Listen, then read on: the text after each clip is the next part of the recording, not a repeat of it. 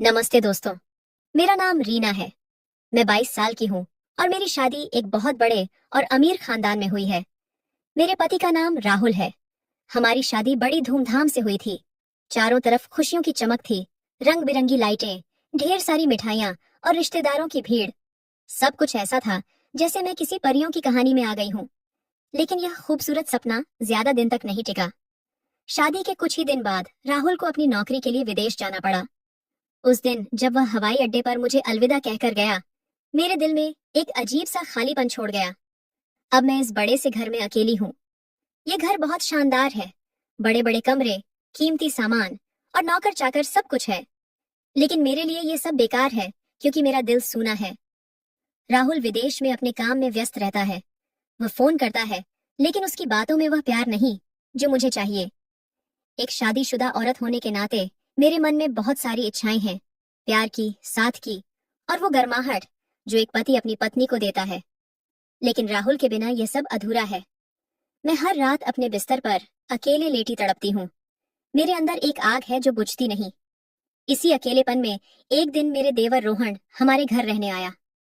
रोहन 25 साल का है और राहुल का छोटा भाई है। वह हाल ही में अपनी पढ़ाई पूरी करके घर लौटा है। रोहन बहुत हंसमुख और अच्छा लड़का है। उसकी हंसी और उसकी बातें घर में एक नई रौनक ले आईं। पहले तो मैंने उसे ज्यादा ध्यान नहीं दिया। आखिर वह मेरा देवर था और मेरे मन में कुछ गलत नहीं था। लेकिन धीरे धीरे मेरी नजरें उस पर रुकने लगीं। शायद मेरा अकेलापन मुझे उसकी ओर खींच रहा था। रोहन बहुत हैंडसम है। उसकी गहरी आंखें और मुस्कुराहट में एक अजीब सा जादू है। जब वह मुझसे बात करता तो उसकी आवाज मेरे कानों में मिठास घोल देती। शुरू में हमारी बातें साधारण थीं, घर का हाल, मौसम और कभी कभी राहुल की बातें। लेकिन समय के साथ हमारी बातों में एक गहराई आने लगी। मैंने देखा कि रोहन भी मुझसे बात करने में सहज है। कई बार ऐसा होता कि हम दोनों चुपचाप बैठे रहते, लेकिन हमारी आंखें एक दूसरे से बहुत कुछ कह देती। यह अनकहा जुड़ाव मेरे लिए नया था और मेरे दिल को सुकून देता था। एक दिन मैंने सोचा कि क्यों ना मैं रोहन को अपनी ओर आकर्षित करूं। मैं जानती थी कि यह गलत है। मैं राहुल की पत्नी हूँ और रोहन मेरा देवर है। लेकिन मेरे अंदर की तड़प इतनी ज्यादा थी कि मैं अपने आप को रोक नहीं पाई।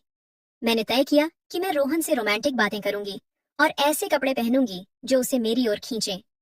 एक शाम को जब घर में कोई नहीं था, मैंने एक खूबसूरत साड़ी पहनी। वह साड़ी थोड़ी पारदर्शी थी, जो मेरे शरीर की खूबसूरती को हल्के से उजागर करती थी। मैंने अपने बाल खुले छोड़े और हल्का मेकअप किया। फिर मैं रोहन के कमरे की ओर गई। वह अपने कमरे में किताब पढ़ रहा था। मैंने दरवाजे पर हल्की सी दस्तक दी और अंदर चली गई। रोहन, क्या कर रहे हो? मैंने मुस्कुराते हुए पूछा।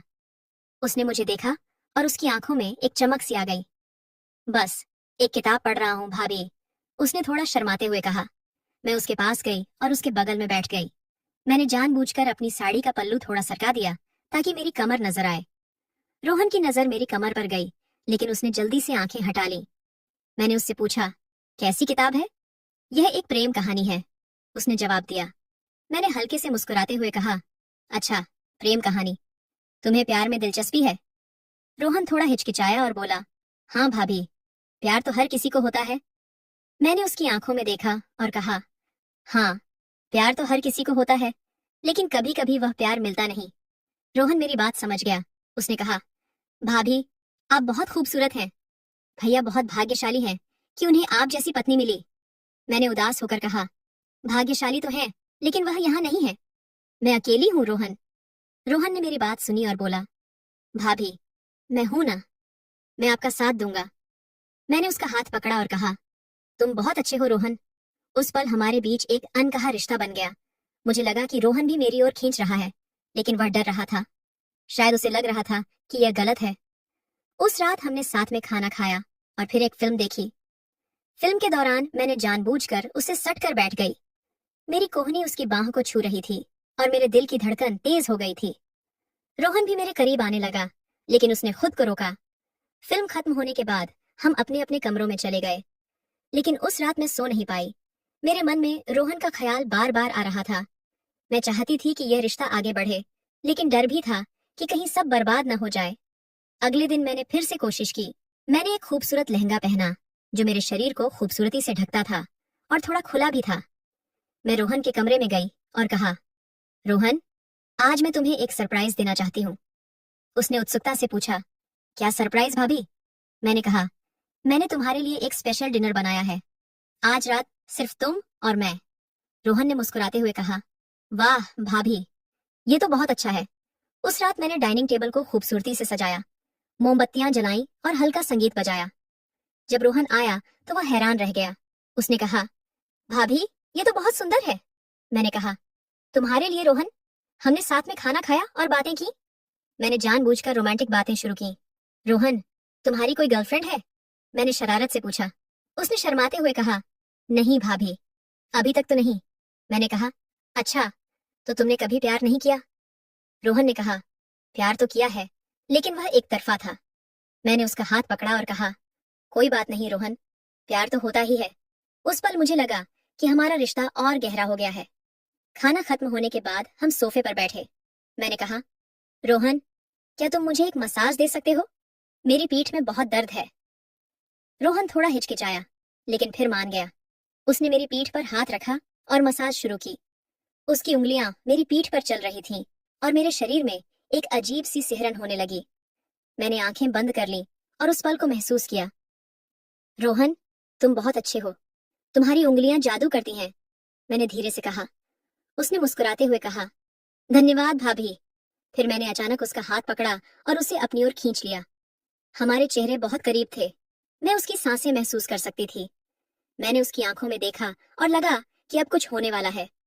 लेकिन तभी रोहन पीछे हट गया और बोला, भाभी, ये गलत है। आप मेरी भाभी हैं। मैं उदास हो गई और कहा, रोहन, मैं जानती हूँ, लेकिन मैं बहुत अकेली हूँ। मुझे तुम्हारी जरूरत है। उसने कहा, भाभी, मैं आपकी भावनाओं को समझता हूँ, लेकिन ये सही नहीं है। अगर किसी को पता चल गया तो बहुत बुरा होगा। मैं चुप हो गई। वह सही था, लेकिन मेरे दिल की आग कम नहीं हो रही थी। उस रात मैं अपने कमरे में गई और रोने लगी।